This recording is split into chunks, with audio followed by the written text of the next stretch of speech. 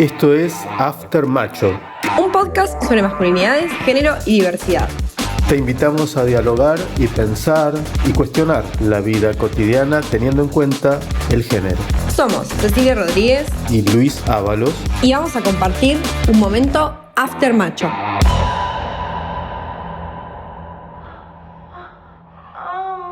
Luis, ¿qué estás haciendo?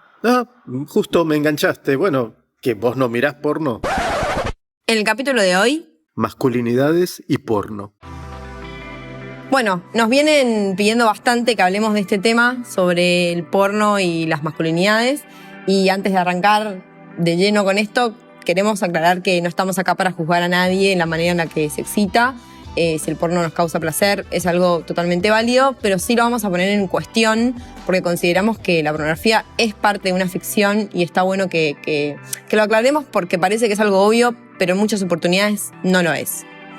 Entonces, bueno, es parte un poco de nuestra vida cotidiana también, ¿o no? Sí, y justamente de lo que se trata, como decís, no es de juzgar a quien lo consume, sino más bien poder pensar cómo está hecho, ¿no? Y a dónde apunta. Fíjate vos que según el Observatorio de Internet en Argentina, el 93% de los varones y el 71% de las mujeres consumimos porno.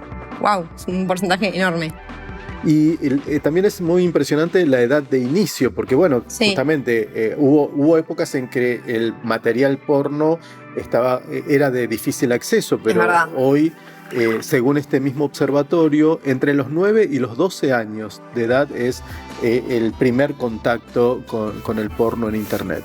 Claro, porque antes podríamos hablar de otras maneras como el VHS, revistas, o si tenías la posibilidad de tener un canal, ¿no? Que acceder a esto, que no era algo tan accesible. Tal cual, y sobre todo para niños, niñas, ¿no? Era como, bueno, no, si iban a alquilar esto o intentaban acceder al canal, no, probablemente eso estuviera vedado, estuviera imposibilitado, pero hoy no. Bueno, y si esto es tan parte de nuestra cotidianidad, ¿qué tiene de malo entonces el porno?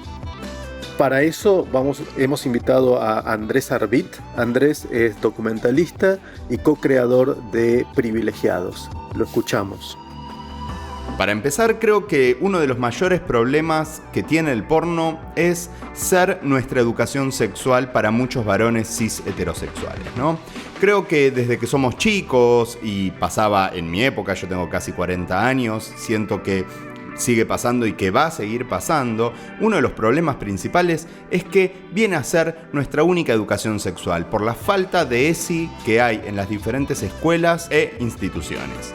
Creo que como el porno nos representa en el accionar, en el ser el centro del placer, nos plantea a los varones situaciones íntimas que a la vez después no comunicamos, no hablamos con otros referentes, no hay gente que nos guíe en el camino de la sexualidad. Entonces, si nos basamos en la representación de la pornografía, bueno, soy el centro del placer, todo el mundo se tiene que ocupar de mí y de mi pene, que siempre tiene que estar erecto, ¿no? Entonces, ¿qué va a pasar si soy un varón que no puede tener una erección? ¿Qué pasa si soy un varón que no tiene el deseo sexual que se ve en el porno constantemente, si no soy alosexual?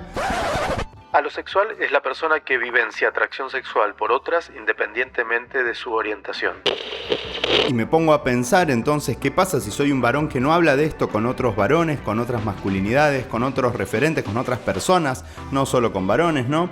Digo, ¿qué pasa si no hablo de esto con personas? Bueno, probablemente cuando me encuentre con alguien en la intimidad, crea que ese es el guión a seguir, el guión de la pornografía, el guión que dice que llegamos, nos besamos, me sacás la ropa, te saco la ropa, me practicás sexo oral. Quizás yo como varón cis heterosexual veo si te practico sexo oral. Tenemos una posición, segunda posición y capaz ahí ya terminamos, ¿no? Y todo con un guión que nos enseñaron que las posiciones son además para ver la genitalidad, ¿no? Entonces podemos llegar a perder sensualidad, podemos llegar a perder ternura, cariño, ¿no? Abrazos. Y es más, los varones muchas veces perdemos también que nos manoseen todo el cuerpo, porque hay veces que parece que solo somos una boca y un pene, ¿no? Y nos estamos perdiendo de un montón de prácticas, de un montón de movimientos que por seguir un guión preestablecido desde este pensamiento más pornohegemónico, bueno, nos perdemos hasta, podríamos decir, del placer anal, porque no es algo que está estipulado, ¿no?, en el porno heterosexual por lo general. Es súper claro, Andrés, ¿no?, en sus definiciones. Siempre. Y fíjate que en un momento menciona el porno hegemónico, ¿no? Un poco como para aclarar de qué se trata eso. Hay distintos tipos de porno. Hay distintos tipos de porno y la realidad es que la industria de la pornografía hoy en día se amplió un montón. Existe como un género de pornografía que es la pornografía feminista, que tiene otra mirada desde los cuerpos, desde las personas y demás. Pero la realidad es que el porno al que tenemos acceso es el porno hegemónico, porque este otro género de pornografía a veces es menos accesible, a veces hay que pagarlo. Y el porno hegemónico lo que hace es cosificar a la mujer y ubicar muchas prácticas de violencia que, bueno, que ya lo vamos a seguir mencionando más adelante. Pero sí nos queda como bastante claro que el placer está orientado a los varones, que las imágenes están dirigidas hacia la mirada de los varones y la mujer queda un poco relegada al lugar de objeto. Bueno, así como en el porno hegemónico no se nombra ni se representa al placer femenino, también Andrés en algún momento habla sobre cómo este tipo de pornografía reproduce cierta práctica sexual y él justamente nombra que queda un poco por fuera, por ejemplo, el placer anal.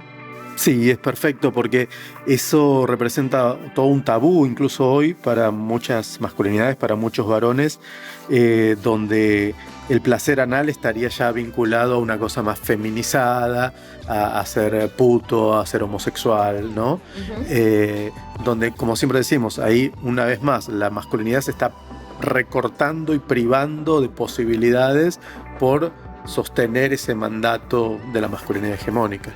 De alguna manera lo que hace este género de pornografía es replicar ciertos lugares de los varones y de las mujeres en la sociedad, replicar estereotipos. La pregunta es acá, ¿en qué medida o en qué momento ese modelo, que forma parte de una ficción, se convierte en un modelo a seguir para los varones?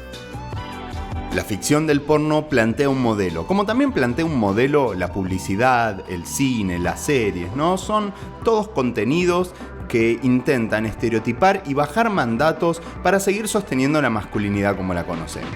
Si vemos una publicidad de un varón que maneja, que es valiente, que va para adelante, que rescata gente, ¿no?, que es la típica masculinidad tradicional que se quiere vender y seguir sosteniendo, bueno, el porno tiene mucho de esto. Tiene el varón grandote, poderoso, que es quien lleva la situación para adelante. Por lo general son siempre más grandes de edad que las chicas con las que están, ¿no? Digo, podemos ver ahí entonces una disparidad de edades, de poder, podemos pensar también por las corporalidades que manejan. Ni hablar que sostiene esta idea que hay una sola medida válida de pene en el mundo, siendo que hace poco se conoció un estudio que dice que el promedio de los tamaños de los penes ronda entre el 12,5 y el 13,5, algo así, como el número más clásico, que dista mucho de lo que podemos ver en los videos porno, ¿no? Entonces, esta ficción cae, ¿no?, sobre el modelo de varones, generándonos angustias, malestares, problemas que desde privilegiados hemos visto en las respuestas que hemos recibido cuando preguntamos sobre cuándo se nos puso en juego nuestro ego en un momento con la masculinidad, ¿no? Y siempre la mayoría de las respuestas estaban en torno a la falta de erección o la falta de cierta funcionalidad a la hora de tener sexo, que estaba muy anclada en ideas que trae el porno, ¿no? Entonces, ¿cómo penetra esta ficción en la cabeza de los varones? La verdad, Luis, creo que esto lo podés explicar mucho mejor vos que yo, pero creo que podemos ver cómo esas representaciones ficcionales que vemos en pantalla se llevan a la vida real generando angustias, problemas. Muy pocas veces hemos escuchado relatos satisfactorios de estas situaciones, porque en Privilegiados también nos escriben mujeres que se relacionan con varones cis Y bueno, y surge mucho esto de el no me usen como algo para coger y abandonar, no soy una sacaleche humana, les pedimos que nos respeten, les pedimos que nos escuchen, les pedimos que se bañen. Digo, esos son básicamente algunos de los pedidos que hicieron las mujeres hace poco cuando hicimos la pregunta sobre qué esperan de un primer encuentro sexual, porque los varones ante esta preguntas nos respondían muchas escenas ancladas en el porno, en satisfacer, en poder tener erecciones largas de mucho tiempo. Y las mujeres pedían otra cosa para los primeros encuentros. Entonces es interesante ver esa disparidad que está muy anclada en la construcción que el porno hace de esta ficción. Es súper interesante esto que va recorriendo Andrés. Por ejemplo, él habla de las distintas edades que aparecen relacionadas con distintos lugares de poder. Y en general son personas jóvenes, ¿no? Él marca esta diferencia, varón más grande, mujer más joven, pero en general, digo yo, varones, mujeres, son todas personas jóvenes. También reforzando este estereotipo de que el cuerpo viejo o la vejez no tiene nada que ver con el erotismo. Con el placer. Con el placer, queda totalmente fuera, ¿no? Como si llegada a cierta edad dejamos de tener sexo o dejamos de tener sexualidad. Y va reforzando ese estereotipo que es un puro prejuicio, ¿no? Sí, también Andrés habla mucho de los cuerpos, ¿no? Y habla de la medida del pene y cuál es la expectativa que la pornografía así, hegemónica como aparece, plantea por sobre los varones, por ejemplo, en cuanto a cómo tienen que ser esos cuerpos. Y la realidad es que no solo desde los varones, sino también desde los cuerpos feminizados que aparecen en esas imágenes, son cuerpos operados, son cuerpos totalmente depilados, son cuerpos perfectos desde el estereotipo de cuerpo hegemónico en esta sociedad, y que claramente si esa es la única imagen que nosotros tenemos de los cuerpos de la sexualidad, es muy difícil encontrarse sexualmente con alguien porque es muy imposible casi llegar a ese estereotipo, ¿no? Y ahí aparecen las angustias, como menciona Andrés, el malestar de los varones y también de las mujeres por no poder cumplir con esos estereotipos y, bueno, lo difícil que es el encuentro sexual desde ese lugar. Exacto, porque plantea una cantidad de cuestiones para las cuales entonces a las cuales nunca voy a llegar, ¿no? Por más que vaya al gimnasio, por más que haga dieta, por más que hay cosas que se ven en esas imágenes a las que nunca voy a llegar. Y también él menciona, en cuanto a expectativas, algo que nos ha llamado mucho la atención, ¿no? Que tiene que ver con esto de que los varones se bañen. Claro, él habla de qué dicen las mujeres respecto a estos primeros encuentros sexuales con parejas sexuales masculinas y nombra de que la mayoría, muchas mujeres dicen que los varones se bañen. Estoy de acuerdo con eso que dice Andrés y creo que tiene que ver también con una representación de la masculinidad hegemónica, ¿no? Como este varón, como bruto, no sé qué. Hablábamos la otra vez de los varones que los metrosexuales. Exactamente, los metrosexuales. Bueno, en contraposición aparecen otras figuras masculinas que son a veces también difíciles de erradicar en nuestra sociedad.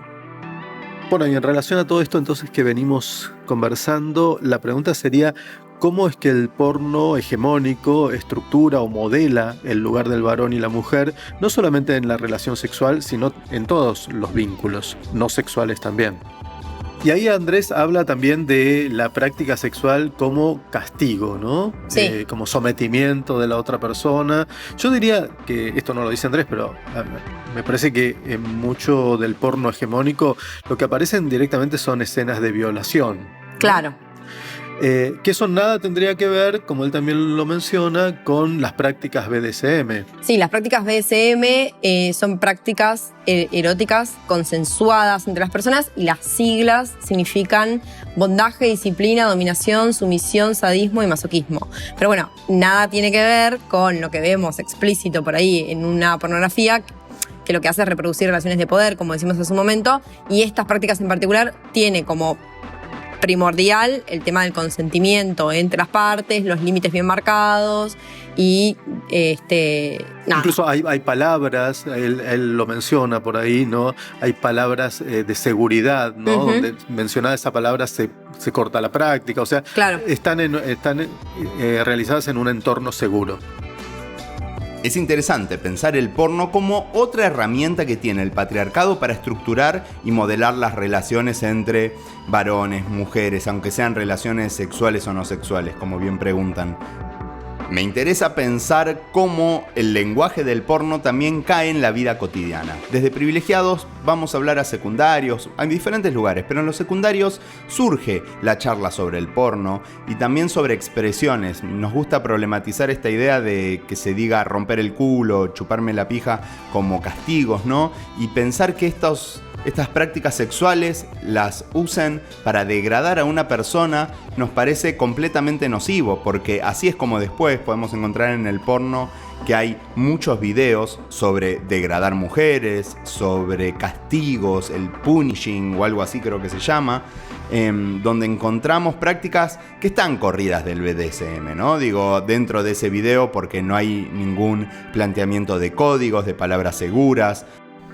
Entonces lo que hablamos con los pibes que nos encontramos es esto de, che, ojo con pensar que alguien que te esté practicando sexo oral está siendo degradado para que vos pienses en esa persona, ¿no? Y la catalogues por debajo tuyo y pienses que tenés más poder que esa persona. O que pienses que tener sexo anal es un castigo para la otra persona y que cojas de esa manera fuerte y violenta. Porque es eso, lo decimos de la boca para afuera y yo me pregunto, entonces, ¿después cómo cogemos? ¿Cogemos castigando a la otra persona con la que queremos estar, con la que queremos tener, no sé, un vínculo sexoafectivo, pasarla bien, ya sea de una vez, de 1000 veces, de lo que sea, digo, pero tenemos que correr este guión que solo sigue reproduciendo violencia en la sociedad, y es la violencia que como varones, como masculinidades, cis, heterosexuales, tenemos que ser agentes para cambiarla. Tenemos que ser parte de este cambio y poder empezar a pensar en esta sociedad más equitativa, y nosotros somos parte del hilo que hay que empezar a tirar para desarmar.